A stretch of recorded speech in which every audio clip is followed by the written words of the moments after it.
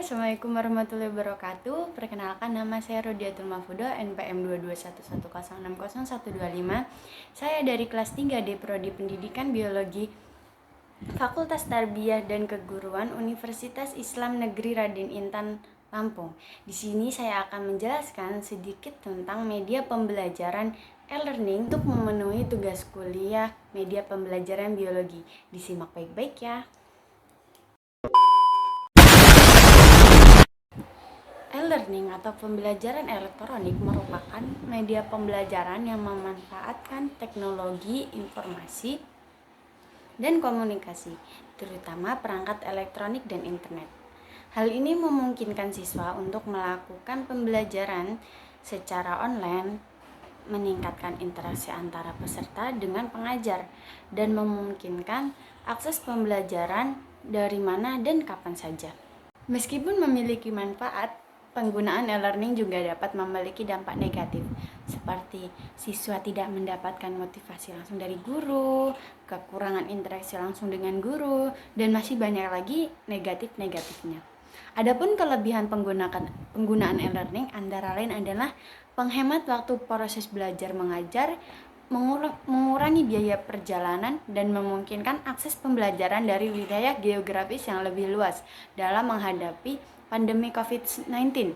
Contohnya, e-learning menjadi salah satu strategi pembelajaran yang penting untuk memungkinkan pembelajaran jarak jauh atau sistem daring. Oleh karena itu, e-learning dapat menjadi alternatif yang efektif dalam mendukung proses pembelajaran di era digitalisasi. Selanjutnya yaitu jenis-jenis e-learning yang tersedia meliputi yang pertama ada interaktif e-learning, pembelajaran yang melibatkan interaksi antara peserta dan materi pembelajaran. Yang kedua ada computer assistant interaction atau CI, pembelajaran yang menggunakan bantuan komputer dan memberikan materi pembelajaran. Yang ketiga yaitu ada live chat based discussion, yaitu diskusi pembelajaran yang dilakukan secara langsung melalui obrolan daring. Yang keempat yaitu ada adaptive e-learning, yaitu pembelajaran yang disesuaikan dengan kemampuan dan kebutuhan individu. Yang kelima ada collaborative learning, yang berarti pembelajaran yang melibatkan kolaborasi antara peserta untuk menghasilkan kemampuan berpikir kritis. Selain itu, terdapat juga jenis-jenis e-learning lainnya seperti pembelajaran online sinkron, pembelajaran online asinkron, hybrid online learning, dan computer message learning atau CML. Setiap jenis e-learning memiliki karakteristik dan manfaat masing-masing, sehingga dapat dipilih sesuai dengan kebutuhan dan tujuan pembelajaran. Pembelajaran online sinkron tadi dan asinkron itu adalah dua jenis pembelajaran online yang berbeda. Pembelajaran online sinkron adalah pembelajaran yang dilakukan secara langsung pada waktu yang telah ditentukan, di mana dosen atau guru memberikan materi dan penjelasan pada jadwal yang sudah ditentukan, sementara peserta didik menyimak, memberi tanggapan, atau mengajukan pertanyaan. Bila penjelasan pengajar tersebut dianggap kurang jelas, maka kita bisa komplain. Sedangkan pada pembelajaran online asinkron adalah pembelajaran yang dilakukan secara mandiri, di mana siswa dapat mengakses materi pembelajaran dan tugas secara mandiri dan tidak harus dilakukan waktu yang sama. Aktivitas yang dapat dilakukan pada pembelajaran asinkron antara lain komunikasi menggunakan email, memberi tugas lewat WhatsApp, berdiskusi di forum diskusi, dan membaca artikel.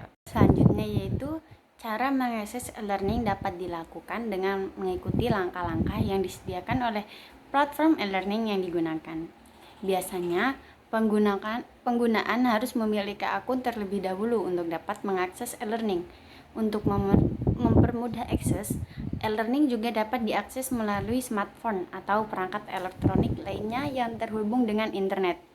Selain itu, dalam menghadapi pandemi COVID-19, banyak institusi pendidikan yang menyediakan sistem pembelajaran jarak jauh atau daring, termasuk e-learning sebagai alternatif untuk pembelajaran tatap muka. Pembelajaran e-learning ini atau yang sering kita sebut dengan pembelajaran online tentunya sudah menjadi salah satu favorit kita. Kenapa? Karena kita tuh bisa mengakses ngerjain soal itu sambil rebahan, itu hampir semua orang suka. Tapi tahu nggak sih manfaat belajar online itu apa?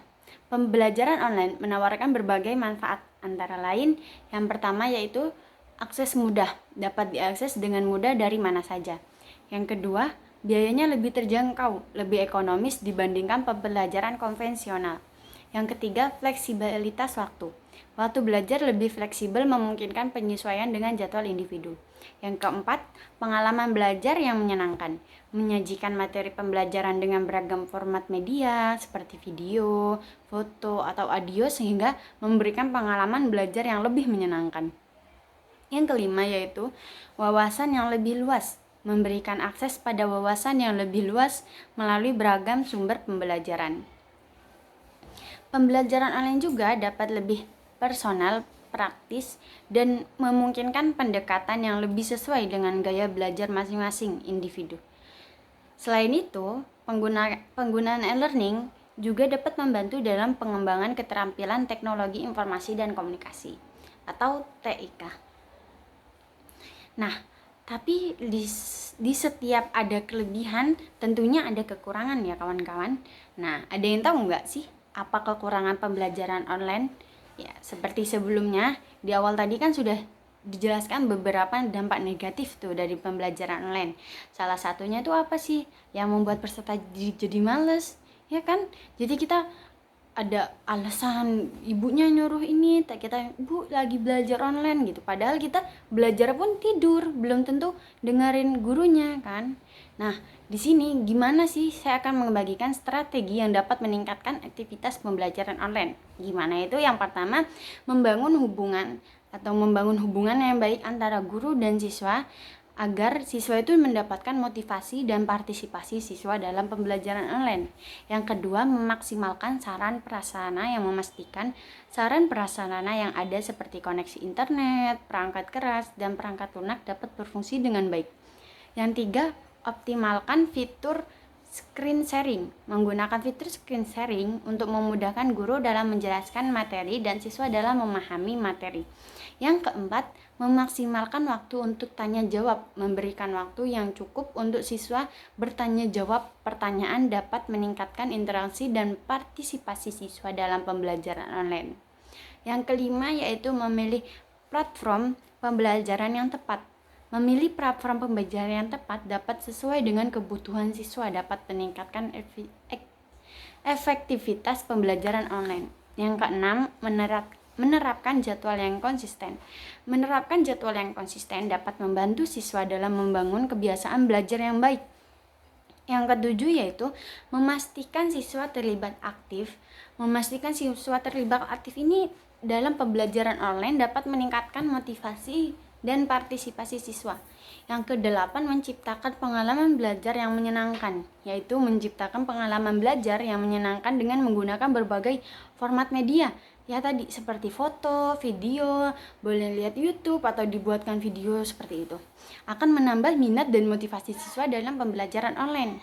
Yang kesembilan, menggunakan metode blended learning, yaitu menggunakan metode blended learning yang menggabungkan pembelajaran online dan tatap muka dapat meningkatkan interaksi dan partisipasi siswa dalam pembelajaran. Dalam meningkatkan efektivitas pembelajaran online perlu dilakukan upaya dan konsisten dan terus-menerus untuk meningkatkan kualitas pembelajaran online. Jadi alangkah baiknya itu diselang-seling antara tatap muka dengan online itu agar siswa itu tidak monoton, merasa lebih seru pembelajarannya. Sekian materi dari saya, kurang lebihnya mohon maaf, kepada Allah saya mohon ampun. Wabillahi taufiq wal hidayah. Assalamualaikum warahmatullahi wabarakatuh. Dah.